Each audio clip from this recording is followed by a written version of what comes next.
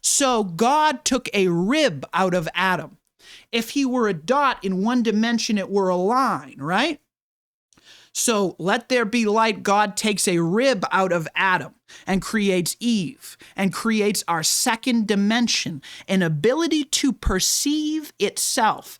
Now Adam understands what Adam is because he sees Eve. That is the second dimension that we are introducing. And then there is a good and evil that is introduced, and Eve takes a bite of an apple. And when Eve takes a bite, so there's this duality now that we have that's introduced with Adam and Eve, and this duality is further extended through this apple and the tree of good and evil. The duality that exists in our third dimension originates from the expansion of our first and second dimension into our third dimension. From the rib of Adam, we have Eve. And now we have this tree of life and good and evil, the duality that we have in this third dimension. And Eve takes a bite of the apple.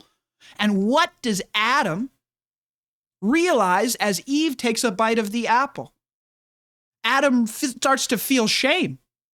He realized that he is naked. And time begins.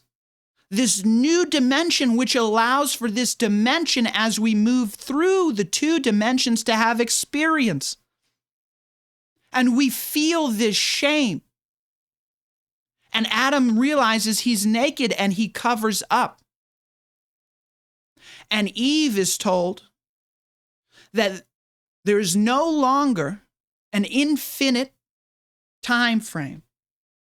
Eventually, this will end, right?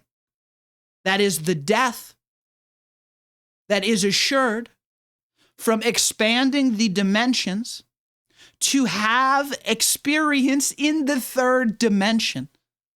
The story of Adam and Eve is trying to break down our quantum physics, the world that we cannot see beyond our eyes, and how it was brought into place and how we are to interact with it in this dimension. That is what the story of Adam and Eve is. Sure, good and evil is a part of it, but they're introducing the construct, the matrix, the mathematics behind how we interact with it. How we've gone from one dimension to three, and how that means fourth exists, and we experience that dimension through time, through the insights that we have over time, through the things that we build, the interdimensionality that we have through experiences with each other, and how that leads us through some common goal to achieve things in a higher dimension that we cannot necessarily perceive in this way, but we know that it exists.